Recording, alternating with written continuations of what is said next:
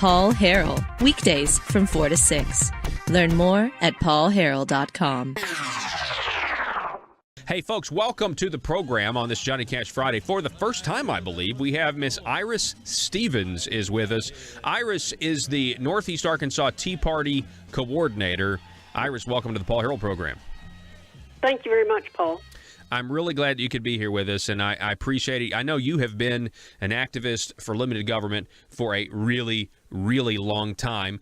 Real quickly, tell us how you first got started involved in the Northeast Arkansas Tea Party and the limited government movement. Okay, they're separate issues because I've been involved in activism basically since 1983 when I was opposed to Bill Clinton's teacher test. And I don't even know how much you know about that. I think your mother was a teacher.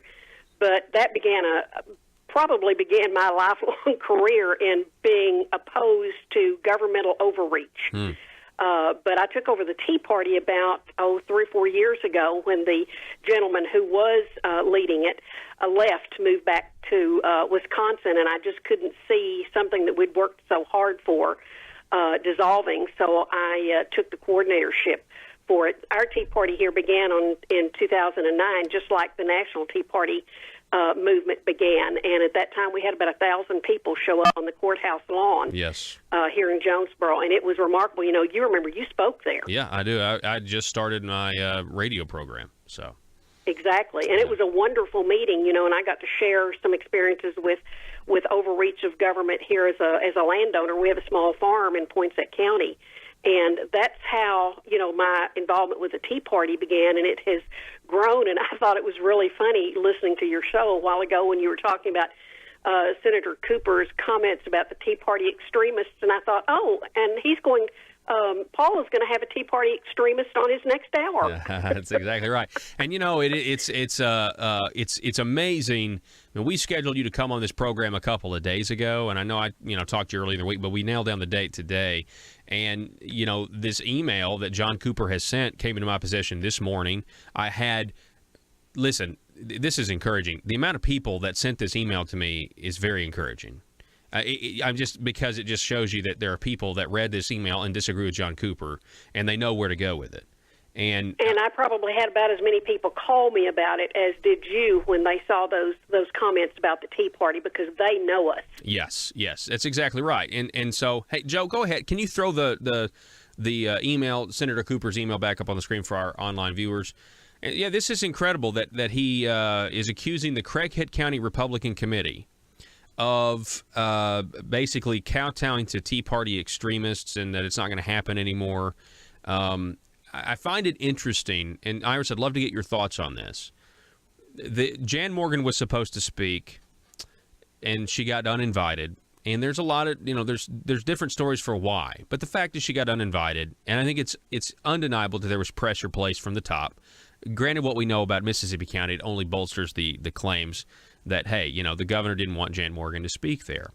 And so, as far as I'm concerned, the establishment had a win. But I do know that there are people on the Craighead County Republican Committee who don't like what's been going on in Little Rock. And so now you have John Cooper's message matching up specifically on talking points with Janet De La Rosa's all the way over in Benton County. We listened to that audio last hour. So I'm curious, what are your thoughts? It seems to be the establishment is now in a defensive posture, and they are trying to prevent debate and limited government ideas from even being discussed. What are your thoughts, Iris? I think that's absolutely the truth. Now, I do happen to know that the Republican committee up here is inviting Jan Morgan. Like you said, there are a couple of different stories about that uninvite, but they have invited her to a Republican meeting, and she's going to be here, I believe, on November the 14th to speak to the young Republicans. So she's, the Republicans here are like the rest of us. They are very frustrated at what's going on in Little Rock, that at least the majority of them are. You've got your John Coopers and some of those people who are all for the government overreach, and what I like to say is in the governor's hip pocket. That's right. And, agree with everything he's doing, which is not what the vast majority of us who voted for him wanted. Mm-hmm. We did not want the Obamacare continued. We did not want this governmental overreach. We did not want the tax increases. And you've covered that with Conduit far better than I could do it. So, but the vast majority of Republicans, even the Republican committee here, agree with us on this issue. They are Tea Party attitude, but we're not extremists. Yeah, that's exactly right. And matter of fact, I mean, if you just look, I believe Craighead County in the primary went for Ted Cruz. I mean, this is a constitutional movement based on, what the law says. Now, I do want to reiterate what you said. So the Craighead County Republican Committee, they are now have re-invited her back to speak, Jan Morgan. And that's so that right there may be the reason why John Cooper's lashing out, because he's probably upset that they decided to re-invite her. Yes, and I know that some of them are going to be attending the Mississippi County meeting where she is going to speak. And, of course, you may have covered the fact that supposedly the governor has purchased a table there at that event, which means it may be very interesting that evening. But I do know that because I've spoken to some of the committee members, and some of them have purchased, are going over there specifically to listen to Jan. So, real quick, before we move on from this point, it is so ironic that John Cooper criticizes the Tea Party members. He would not be in office if it weren't for them, period. Absolutely not. We spent money. We donated money. We worked tirelessly for this man. We wrote editorials for the paper. We knocked on doors.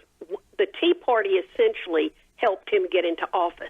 And it wasn't long before we found out we might have made a mistake. And I feel the same way about the airtime, and because I believed what he said. I believed that he believed that the Obamacare private option had to be ended, and he gets down there and immediately comes back like he's smarter than everybody else, and we don't know what Jim. And I'll tell you, I didn't really even know who Senator Jim Hendren was, but I'll tell you the first name that he came back to me after he'd been out of Little Rock for a while. He was saying, well, it's Jim Hendren's real smart. Jim Hendren this, Jim Hendren that. And at first I thought, okay, because the only thing I knew of Jim Hendren is that he, with a bunch of other Republicans, they actually had a big press conference. This is before the Great Divide, talking about how we needed to defund it. And Beebe was still in office, and they were great ideas. All of a sudden, those ideas couldn't be done once Asa got in office, though. And so, the whole thing is very frustrating. You can go back and find audio of John campaigning, and then now he's done the opposite. You can go back and find audio of him summarizing what the race was about. Quote, the private option was rejected. All of his materials supported that. We've got a whole stack of his campaign materials. All of them supported doing away with the private option and things. His problem was he went down to Little Rock and forgot who put him into office. You support your constituents. You vote the way they want you. You don't go down there and make a whole new set of friends and decide to support what they want. Yeah, you're right. And Iris, I think the hospitals got to him. I think the healthcare industry got to him. And, here's an update on that. He can talk all he wants in this email about, we don't need to be involved in primaries. Well, listen, John Cooper's involved in primaries. He has given money to State Representative Dan Sullivan, a great conservative, his opponent. He's given money to Dan Sullivan's opponent. And so, this whole thing, look, I want John Cooper to take whatever side he wants to take. I want the others in the committee to take whatever side they want to take. I just want a debate about the ideas. Let's take it to the people. And the reason I'm a fan of that, I'd be a fan of that even if they disagreed with me, because that's the right thing to do. I'm a fan of that really, though, because we will win. And they know that. Well, when your opponent, when a primary opponent, which is what Dan Sullivan's, who's drawn a primary opponent, is supported by the big money interests of the healthcare industries and the hospitals, you have to question what the motivation is and whether it's for the common people or whether it's for the business interests.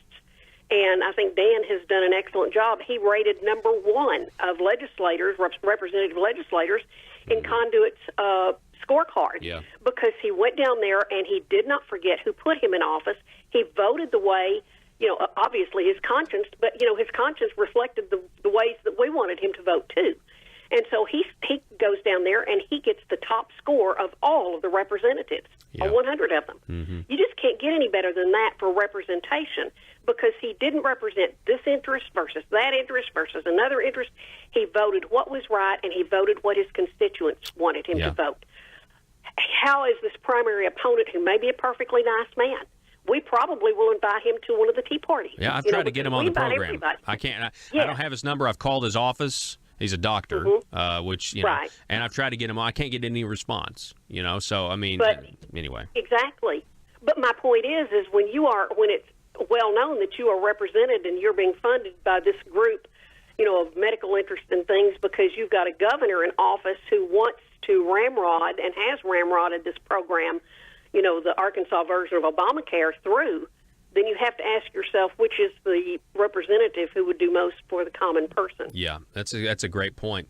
And here we are. We're the extremists that we're just looking out for the common folks. Absolutely, yeah. Iris, I've been an extremist for years. I'd like for you to stay on the line if you can. We've got to go to a break, and I want to continue a conversation because I know we got some more stuff to talk about. And so will you do that? Can you stay on the line? Okay, great. Oh, I sure can. Welcome back to the program. Iris Stevens, she is the coordinator for the Northeast Arkansas Tea Party, and she joins us now. Iris, welcome back. Oh, glad to be here. I want to mention one more thing about John Cooper, Senator John Cooper. Obviously, we talked about him a lot today because of the email, him mentioning Tea Party extremists in the Republican Party email that is now public. Craighead County Republicans apparently didn't like what he said, so they sent it out to the press. And we have it, and so that's good. But this is the first time John Cooper has really betrayed the people that got him elected. John Cooper would not be in office. He wouldn't have won. He wouldn't have won the primary between he and Dan Sullivan if the Tea Party hadn't done what they did and supported him and believed him. And that's really what it was. They believed him. And so, but this is the first time he showed up in 2015 to the Tea Party meeting. He didn't show up. He sent somebody else with a video camera from the governor's office, and you were instrumental in discovering that. Tell us about that. Oh, yeah. As a matter of fact, you and Conduit were on the program that night, and I walked into the meeting and found a videographer there, and I asked him what was up, and he said, well, he had been sent by the governor's office to make a videotape of our meeting, and I was just nonplussed and couldn't decide, why. I asked him. I didn't get an awful lot of answers. Well, he went ahead and made the video. I said, sure, have at it. I said, tape anything you want. We have nothing to hide. He did a tape, and then I went home, and I had not gotten any answers, so I FOI'd the governor.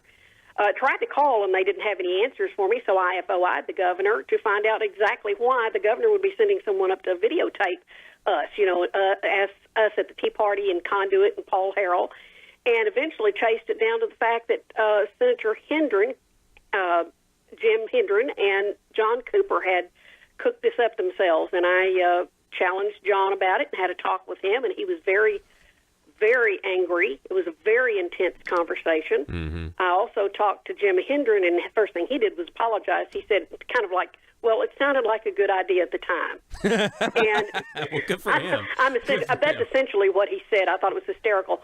But it was a 50-minute conversation with him, and he said that he was so concerned about what Conduit was telling us. I said, so why didn't you come to the meeting? I said, as a matter of fact, John Cooper had been invited to that very meeting. I said, there wasn't any need to tape it. I said, if you wanted to tape it, I said, I'd taped it and sent it to you.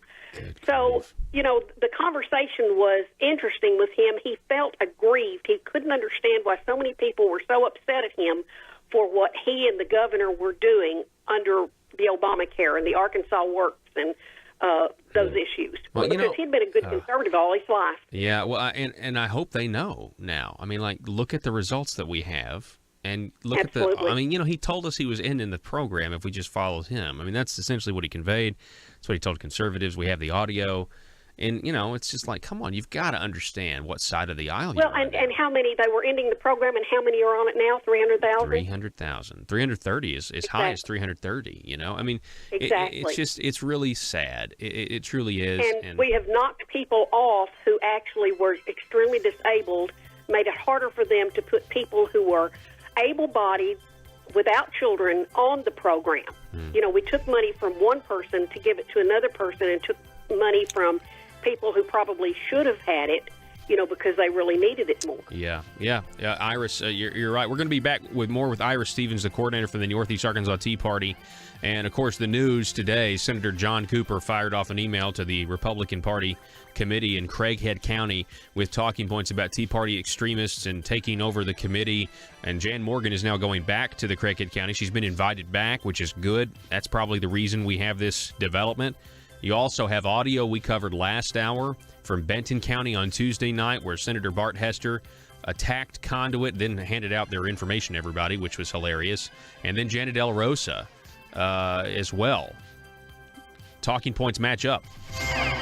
Welcome back to the program. We've got the Northeast Arkansas Tea Party coordinator, Iris Stevens. And if the folks out there who are listening, I obviously know that she's got her act together. She's extremely intelligent, and you can tell she knows what she's talking about. Iris, thanks so much for spending this hour with us. Well, thank you for the kind words. Yeah. Real quick, one more story on Senator John Cooper. We've got a long segment here, so we can stretch. One more story. I just want you to know. Go ahead. Good. Yes. No, please. Okay. So, I guess this was last year sometime. My concept of time is kind of strange. I don't know if all radio hosts go through this, but it's hard for me to. I get off the air. People, what'd you talk about today? And I was like, I can't remember what I talked about today.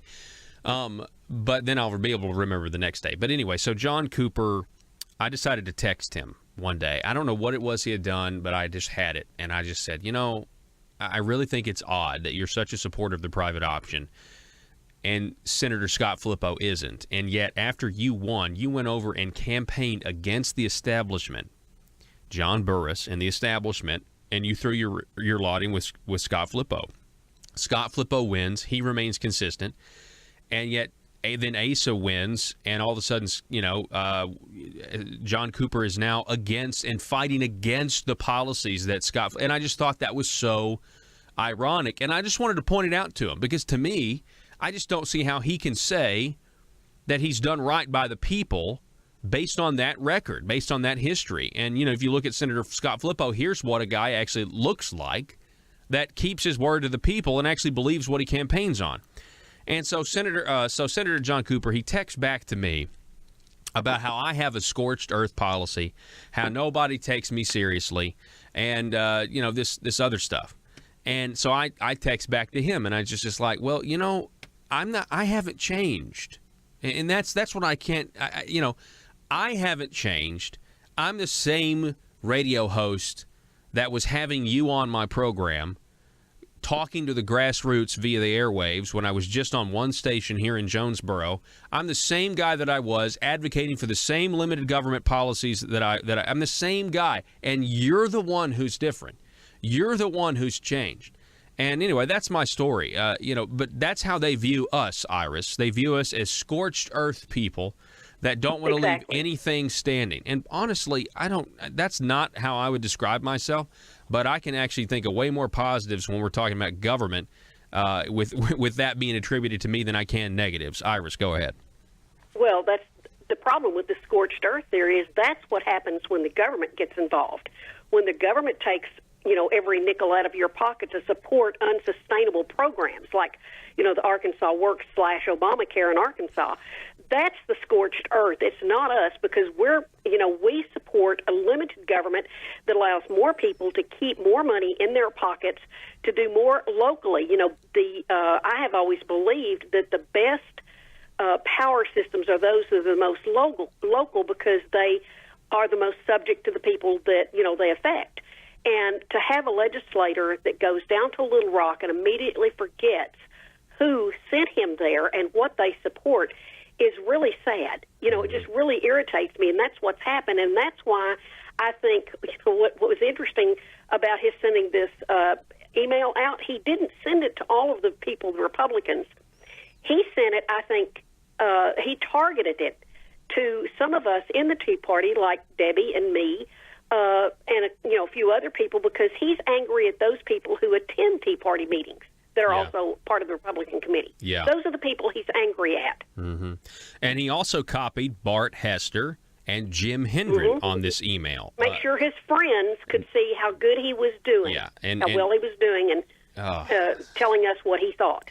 So very strange. And I got to say, I just want to reiterate, Iris, we didn't plan to talk about John Cooper, but this morning, again, my inbox was full of different people sending me this email. And so we kind of talked about it the most of this broadcast. It was shocking because last night I got the email, or I read it before I went to bed last night, and I was just, as the British say, I was just gobsmacked because I thought, why is John Cooper making sure, because he courtesy copied, and I've not gotten anything from John Cooper since the videotaping episode. But he made sure that I got this copy, and then, he talks about the Tea Party extremists, and he knows that we're going to react to that. He knows that we're going to straighten that out because I know what the Tea Party is. I've been a part of it since 2009. We're honorable people. We are parents and grandparents who simply want to see this country run the best possible way to make everybody, the best that they can be. Yeah.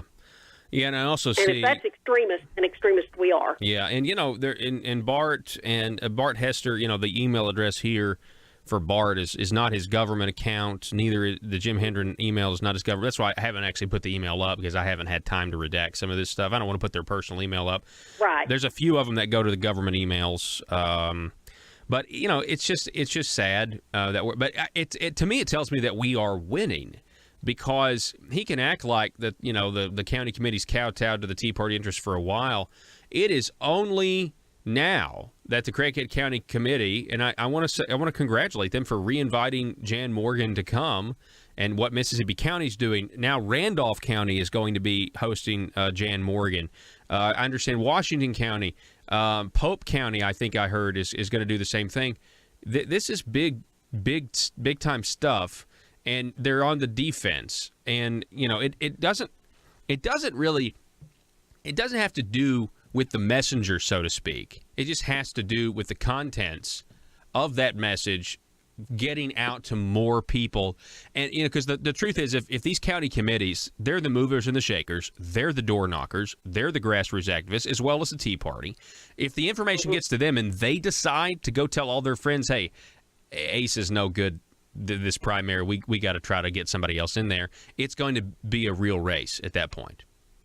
Well, I think so, too. And the fact that she is apparently coming in November 14th to ASU, to the Young Republicans, and that may be the night that she's speaking with the Craighead County Republicans at their meeting, too. I think someone who called me this morning, I think that's what they mentioned. But, I think that says an awful lot, too. We at the Tea Party here in Jonesboro, of course, it's northeast Arkansas, so we encompass a lot of different counties around us, probably will be inviting her, too. A little bit later, because we really support the things that she stands for. Yeah. And limited government, number one. Well, again, we didn't plan on talking about Senator Cooper, but he made the news. So let's get to some of what we were going to talk about. Let's talk about education. So this is a very general question, Iris, but you have witnessed, you and fellow patriot Debbie Pelley, you guys have witnessed as teachers the institutionalization of our education system from the top down, the centralization of it over a long period of time. And I just wanted to know if you can just really fill us in on what you've witnessed and where we go from here. When I graduated, oh my goodness, you find out how old I am. I graduated college in 1976, and I went into teaching, got my first teaching job. And, when I first started my teaching job, I went into the classroom, and other than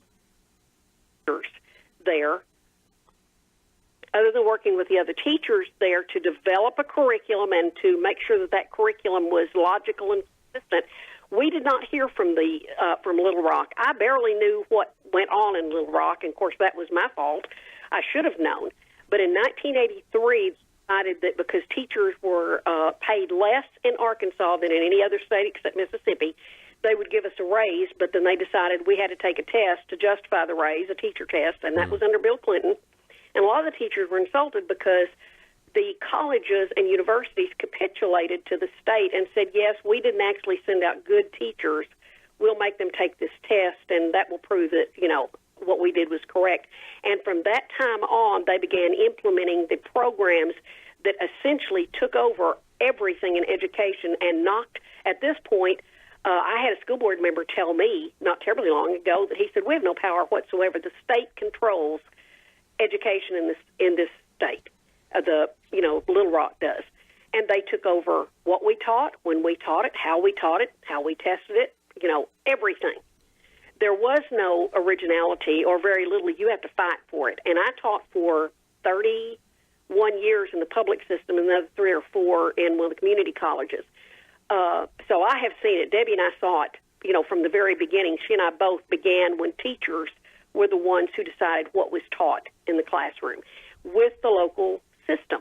And now that's not so anymore. We did for almost 20 years. We worked together beginning in 1991, 92, giving presentations on the programs that are going to be coming into education and how those were going to affect our local schools. Because instead of going to the teachers and saying, what do we need to do to improve, because teachers could have always told them, they hired out-of-state consultants, think tanks. Wow, sounds familiar. Yeah, absolutely. And they brought in programs, and I'll give you, one particular example was portfolios that they wanted the teachers to do. Now, if you are elementary, you may have 30 students throughout the day, and I wasn't an elementary student, so I'm just basing this on what I know from my friends. If you are secondary, you can have up to 150 a day. Well, if you are having to do portfolios for those students, you can imagine the nightmare that would be. Well, in the, I guess it was late 90s, we actually had a meeting with Gene Wilhoit, the Department of Education, man who ran the Department of Education director, up here in Jonesboro, and had a dozen or so teachers from several different districts come in and show him what was actually being done about forcing teachers to do portfolios, because this is what the consultants wanted us to do. He was so upset about it. He went back, and that was off the table. So we did make that, by being willing to work with him. But did you know there were only about, other than Debbie and me, there were only 3 or 4 teachers who would even give their names. Teachers were that intimidated. Wow. So teachers have always been basically under the thumb of their administration and been very, very cautious about making any kind of decisions that were not okayed by administration. Yeah, it's a lot of these teachers, not a lot of them, but, I just feel sorry because I'm just like, I wish they would have known their rights, I mean, you can be an activist and be a teacher. You can, and in Arkansas, really, it's probably easier than a lot of other states, to demand your rights, and I don't mean that to sound as awful as it does, but when teachers cannot feel comfortable in standing up and say, this program is not good for our students, this is not actually going to teach them, we need to develop other programs. But as what happened in Arkansas, what's basically happened in other states, is consultants come in, and when they work with teachers, and I'm going to have people really angry at me who are listening to this, some of them in education, they would bring compliant teachers in and make them a part of the process, and then go out and say, well, the teachers, this is what the teachers wanted. So that takes the responsibility off of these paid consultants and puts it back on the teachers. I know, because I had friends who are part of those programs. Wow. That's how we got to where we are in education. And I can tell you, from having begun in 1976 and seeing test scores then and test scores now, students haven't improved. Very little improvement in a lot of the areas that you would want the improvement to be. We're talking, and it's, it makes perfectly sense. We're talking with Iris Stevens, the Northeast Arkansas Tea Party coordinator. So where we go from here? I mean, recently down at the Marble Palace, the Republicans caved on school choice. And look, I'm telling you, I know ASA's official stance was he supported it, but I was down there. I know what the lobbyists were saying. He didn't support it at first. He comes out publicly, supports it at the end, but I have a feeling that the back channeling was done to the superintendents who were spreading falsehoods. Some of them later admitted that they were just completely misrepresenting what the bill was. So what were your thoughts on that? Did you follow it, and where do we go from here? I followed it because I'm a strong believer in choice. I'm a strong believer in lots of different options. I think lots of different options give everybody a best chance to succeed in whatever venue they can succeed at. A conveyor belt education system is no better than anything else. You want options for your kids, and if school choice is the best option, I think it would have been good. I did follow it, and I did resent some of the arguments because they were out and out lies that were being made against that bill. So that was my. Iris, I appreciate it. Now, real quick, before we go to break, can you tell us about the Justice Department announcing something about Tea Party groups the other day? Tell us what that news is. Yeah, the Department of Justice has basically capitulated on the the Tea Party lawsuits that came out of the Obama era when they refused and delayed and just totally drove off the ability of a lot of the Tea Parties to get a 501c3 or 501, whatever that, because we've never had it in Jonesboro. And what they did was they refused to let them have that designation because of the fact that they were Tea Parties and what they believed. And it's an interesting story if you read it. I noticed there's not a lot of news venues that have covered it lately, but we won. You know, the Tea Parties went to court, and the Trump justice system said, you're right. They did. They were prejudiced against these groups. Yeah. And so they have not only issued an apology, but will be paying them, proceeds from some of that. That's good. Well, Ira Stevens, I appreciate it. The coordinator with the Northeast Arkansas Tea Party. It was a great suggestion by one of our Patreon subscribers to get you on the program. I'd love to do it again soon. And you have a great weekend. I appreciate it. You are a patriot. Thank you for everything that you do. Well, thank you very much, Paul. Love to be here. All righty. All right, folks, it's John.